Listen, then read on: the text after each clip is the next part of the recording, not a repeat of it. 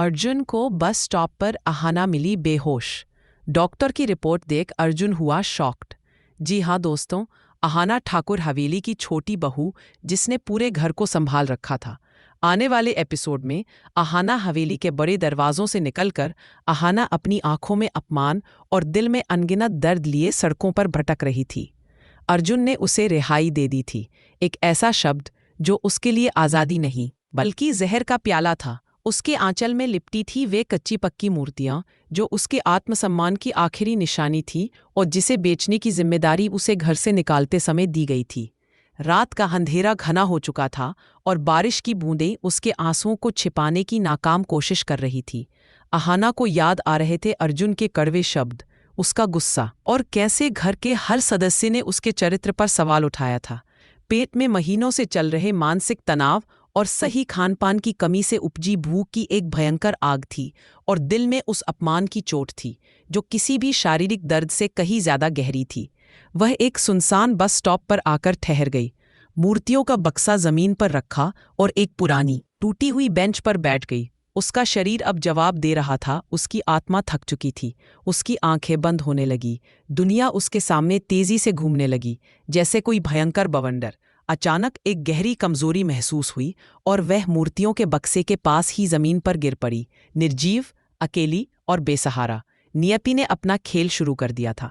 ठीक उसी समय अर्जुन अपने ऑफिस से वापस लौट रहा था। हालांकि उसने अहाना को घर से निकाला था, लेकिन उसके दिल में एक अजीब सी कसक थी। उसे बार बार अहाना की उदास आंखें याद आ रही थीं। वह अपनी माँ ठकुराइन जी के दबाव में था, लेकिन कहीं न कहीं उसका स्वाभिमान भी उसे कचोट रहा था। उसे लगा कि उसने शायद कुछ ज्यादा ही कठोर शब्द कह दिए। अपनी कार की हेडलाइट्स में उसने दूर बस स्टॉप के पास कुछ लोगों की भीड़ देखी। आमतौर पर अर्जुन ऐसी चीजों को नजरअंदाज कर देता, लेकिन आज उसके अंदर एक बेचैनी थी। एक अदृश्य शक्ति उसे उस भीड़ की ओर खींच रही थी। उसने अनिच्छा से कार रोकी और लोगों से पूछा, क्या हुआ है यहाँ? भीड़ के बीच से किसी ने जवाब दिया, कोई लड़की बेहोश पड़ी है, शायद भूख और कमजोरी से। जैसे ही अर्जुन ने आगे बढ़कर जमीन पर पड़ी उस बेजान आकृति को देखा, उसके पैरों तले जमीन खिसक गई। अहाना। उसके मुंह से सिहरन भरी फुसफुसाहट निकली। ये अहाना थी जिसकी आंखों में वह कल तक नफरत देख रहा था। आज वे आंखें बंद थीं और चेहरा पीला पड़ चुका था। वह तुरंत घबरा गया। उसका सारा गुस्सा, सारा अहंकार पल भर में भाप बनकर उड़ गया।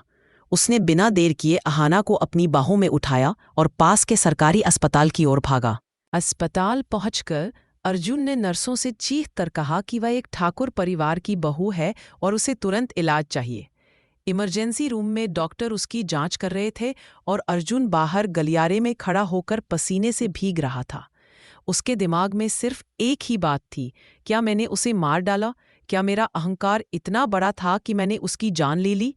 कुछ देर बाद डॉक्टर मेहरा बाहर आईं। उनके चेहरे पर चिंता के साथ साथ एक हल्की मुस्कान भी थी। उन्होंने अर्जुन को अपने चैम्बर में बुलाया। अर्जुन को लगा कि वह शायद अहाना की गंभीर बीमारी की खबर सुनने वाला है। वह डरते हुए डॉक्टर के सामने बैठ गया। डॉक्टर साहिबा, क्या बात है? उसकी हालत कैसी है? क्या उसे ज्यादा चोट लगी है? अर्जुन ने एक ही सांस में सवाल कर डाले। डॉक्टर मेहरा ने फाइल मेज पर रखी और गंभीर होकर बोली, मिस्टर अर्जुन, मैं आपकी पत्नी को घर से निकालने या उन्हें इस हालत तक पहुंचाने के लिए आपकी निंदा नहीं करूंगी। मैं आपको सिर्फ एक मेडिकल फैक्ट बता सकती हूँ।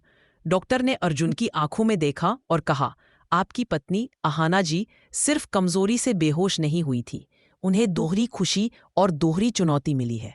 सबसे पहले तो वह लगभग 2 महीने की गर्भवती है।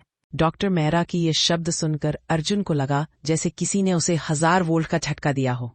उसके कानों में प्रेग्नेंट है ये शब्द गूंजने लगे। उसका बच्चा अहाना मां बनने वाली है। अभी वह इस सदमे से उबरा भी नहीं था कि डॉक्टर ने दूसरा फैक्ट बताया। वह गंभीर रूप से कुपोषित, सिवियरली malnourished है। मानसिक तनाव और लंबे समय तक भूखे रहने के कारण उनका शरीर जवाब दे गया था।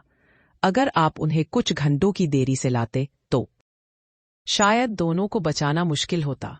यह डॉक्टर की रिपोर्ट अर्जुन के लिए सिर्फ एक मेडिकल फाइल नहीं थी, यह उसके पापों का बही खाता था। उसने अपनी पत्नी को नहीं, अपने बच्चे की मां को घर से निकाल दिया था। उसके अहंकार ने एक नई जिंदगी को खतरे में डाल दिया था।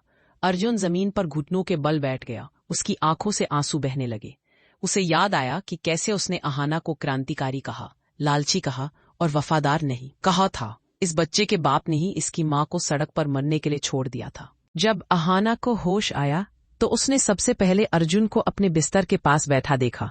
उसकी आंखें नफरत और सवाल से भरी थीं। तुम यहां क्या कर रहे हो? उसकी आवाज कमजोर थी। अर्जुन ने अपना सर झुका लिया। अहाना, मुझे माफ कर दो। मैं अंधा हो गया था। मैंने अपने अहंकार और माँ की बातों पर विश्वास करके तुम्हें जलील किया। अहाना ने आंखें फेर लीं। अब किस लिए आए हो? रिहाई देने? मैं जा रही थी ना। तुम्हें तो खुशी हुई होगी। अर्जुन ने उसका हाथ पकड़ा, लेकिन अहाना ने झटका दिया। अर्जुन ने अपने सारे आंसू पोंछ डाले पर अपनी आवाज को दृढ़ किया। नहीं अहाना, मैं अब तुम्हें रिहाई नहीं दे सकता। डॉक्टर ने मुझे सच बताया है। अर्जुन ने धीरे से उसका पेट छुआ और फुसफुसाया, तुम मेरी मां बनने वाली हो। हमारे बच्चे की मां। अहाना के पैरों तले जमीन खिसक गई। खुशी और दर्द का एक अजीब मिश्रण उसके चेहरे पर उभर आया। उसने अपनी प्रेगनेंसी का राज छुपाया था ताकि इस बच्चे को ठाकुर हवेली के कठोर माहौल से दूर रख सके। ये बच्चा बिना बाप का कहलाएगा। अर्जुन, तुमने मुझे निकाल दिया था। मुझे तुम्हारी या तुम्हारे घर की जरूरत नहीं है। अर्जुन ने पहली बार अपनी पत्नी के सामने अपना सारा अहंकार त्याग दिया। वह सचमुच उसके सामने घुटनों पर बैठ गया। अहाना, मैं तुम्हें वापस लाने नहीं, बल्कि अपनी गलती सुधारने आया हूं। मैं जानता हूं तुम्हें मुझ पर भरोसा नहीं है, लेकिन मैं वादा करता हूं अब से ये बच्चा, तुम और तुम्हारा आत्मसम्मान मेरी सबसे बड़ी प्राथमिकता होगी। मैं तुम्हें एक पत्नी का नहीं, एक बेटी का सम्मान दूंगा। तुम मेरे घर की मालकिन हो और मैं तुम्हारे बिना और इस बच्चे के बिना नहीं जी सकता। अर्जुन की आंखों में सच्चा पछतावा था। अहाना ने उसकी ओर देखा। उसे लगा कि नियति ने एक बड़ा खेल खेला है। उसने अर्जुन के माथे पर हाथ रखा। वो जानती थी कि उसे सिर्फ अर्जुन का प्यार नहीं चाहिए, बल्कि उसके परिवार के खिलाफ अपने बच्चे की सुरक्षा भी चाहिए। मैं वापस चलूंगी अर्जुन, लेकिन मेरी शर्तों पर।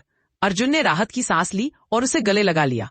वे दोनों उस रात हवेली की ओर वापस चल पड़े, एक बड़े तूफान से पहले की शांति को भंग करने के लिए। ठाकुर हवेली में अब एक नया युद्ध शुरू होने वाला था, जिसकी सेनापति अहाना और उसका अजन्मा बच्चा था। कल रात के एपिसोड में हमने देखा था कि अहाना सुबह से ही असमंजस में थी। घर में हर नजर जैसे उससे कुछ पूछ रही थी, पर उसके भीतर खुद ही सवालों का तूफान था। वह धीरे धीरे अपना सामान समेट रही थी।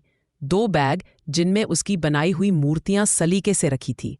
सब समझ रहे थे कि वह मायके जाने की तैयारी कर रही है, लेकिन उसके मन में कहीं गहरा डर था। क्या ये जाना कुछ दिनों का होगा या हमेशा के लिए? बोर दीदी ने चिंतित होकर पूछा, अहाना आज ही जा रही है? अर्जुन को बताया? वह हल्की मुस्कान के साथ बस इतना ही बोली, अभी बताऊंगी दीदी। घर के लोग अपने अपने तरीके से सलाह देते रहे। कोई टेम्पो भेजने को कह रहा था, कोई मूर्तियों के वजन की चिंता जता रहा था, लेकिन अहाना अब किसी पर निर्भर नहीं रहना चाहती थी। उसने विनम्रता से कहा, 2 बैग में हो जाएगा, मैं खुद ले जाऊंगी। उधर रसोई में बातचीत की आवाजें थीं, मगर माहौल में एक अनकही बेचैनी फैली थी। कुछ लोग सोचते थे कि अहाना की वजह से घर की दिक्कतें बढ़ जाती हैं, पर कुछ की चिंता सच्ची थी। मिल्ली, जो अक्सर चुप रहती थी, आज पहली बार खुलकर बोली। उसने सबके सामने कहा कि घर और रिश्तों में सम्मान सबसे अहम है और अहाना ने हमेशा सबका भला ही चाहा है। अहाना शांत खड़ी सब सुनती रही। उसे महसूस हुआ कि आज लोग अपनी बात खुद कह पा रहे हैं, जो पहले अक्सर वही उनके लिए करती थी। अंत में अम्मा ने सबको समझाया कि इस घर की हर बहू और बेटी का सम्मान बराबर है। फिर भी जब अहाना जाने लगी, माँ ने कहा कि अकेले जाना ठीक नहीं, पर इस बार अहाना का स्वर दृढ़ था। माँ, कुछ रास्ते इंसान को खुद तय करने पड़ते हैं। कुछ कदम चलकर वह रुकी, फिर शांत लेकिन साफ आवाज में बोली, माँ, मैं यही रहूंगी। मैंने वहां से लौट आने का फैसला कर लिया है। उस पल जैसे उसके भीतर की एक लंबी जद्दोजहद खत्म हो गई। अहाना ने सिर्फ घर नहीं, खुद को भी वापस पा लिया। आज के एपिसोड में बस इतना ही। कमेंट में बताइए ये स्टोरी कैसा लगा।